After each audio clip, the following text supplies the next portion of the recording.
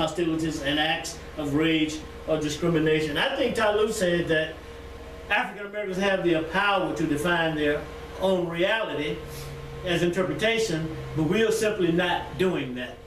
Talk about a racist, Lonnie. I think a racist is, like you said, someone who acts on that definition as to superior and inferior races. For example, you know, a white student,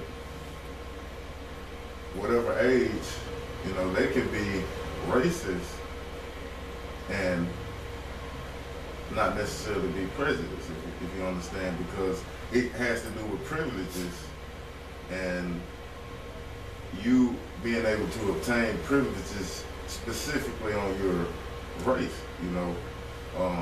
And a lot of white people, you know, their argument is, well, I don't hate black people, how can I be racist? They have one black friend. I have one black friend, or my mom and dad, they didn't own slaves, you know, how can I be racist? But they neglect to bring up the reality that there's privileges that they're able to obtain specifically or just because of their white. Right.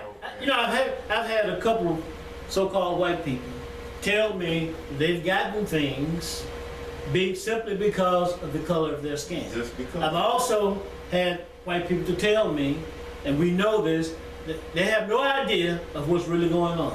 That they've been hoodwinked as well. They have no idea that they're racist.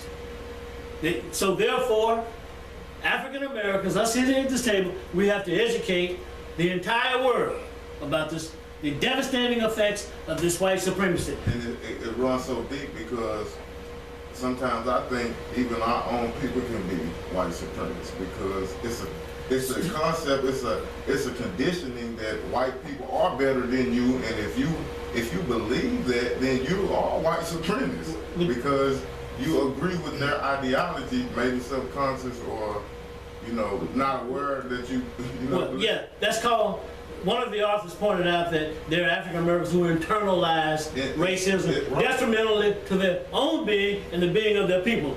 Omar, we are down to 6 minutes. Let's move quickly. A non-racist, a non-term, they say. The term was created by whites to deny responsibility for systemic racism, to maintain an aura of innocence in the face of racial oppression, and to shift responsibility for their oppression from whites to people of color.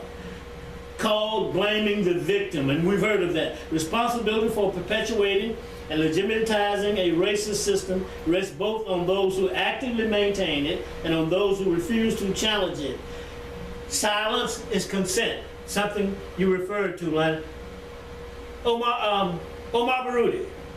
Before I go into answer that question, I want to read you a text I just got from Natasha Janaku. Okay. She said, when black people regain the power of their minds from the propaganda and the programming of mutants, they will move forward. Mm-hmm.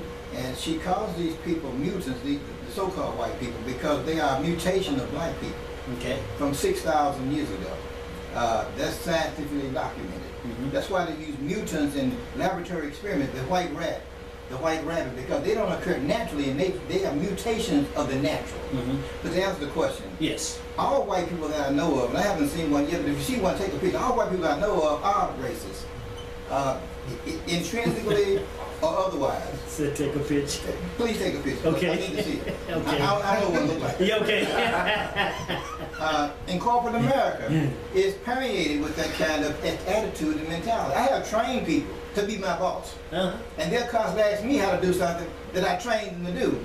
But they're qualified to boss me now. Mm-hmm. And it's not just in the corporate level, but it's throughout the entire fabric of America. Mm-hmm. It's permeated with racism and the mentality of white supremacy. Before Obama took office, there were somewhere, in the National Poverty Law Center said there were somewhere around 602 white supremacist groups. Now there's over 1,000 in this country. That mentality permeates Congress. It permeates the little man on the bottom floor of white supremacy. It permeates everywhere. Okay. There's an author, his last name is Silver. is saying, he talks about the new racism. And we've heard Michelle Alexander talk about the new Jim Crow. So therefore, we've got to keep abreast on all of these new things. He also goes on to say that African Americans are still paying more for cars, paying more for houses. They are still paying more for everything. And we've got two more terms I want to get to. But he goes into, and this is very interesting, it's very insightful.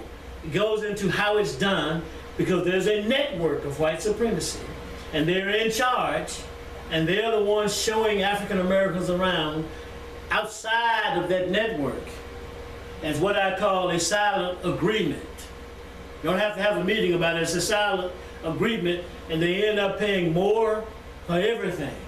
You know, forget redlining, that is super redlining today. Brother Tyloo, let me read a couple of more statements and let's go into them. What is an anti-racist as applied to white people? An anti-racist is a person who makes a conscious choice to act to challenge some aspect of the white supremacist system, including his or her own white privilege, as well as some form of oppression against people of color, as applied to people of color.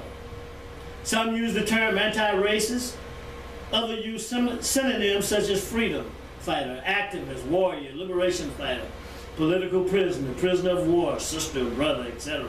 In practice, it is difficult for an activist of color not to be an anti-racist activist, since the struggle against racial oppression intersects with every issue affecting people of color. And we've said that white supremacy is interwoven throughout this society, United States of America. Take it.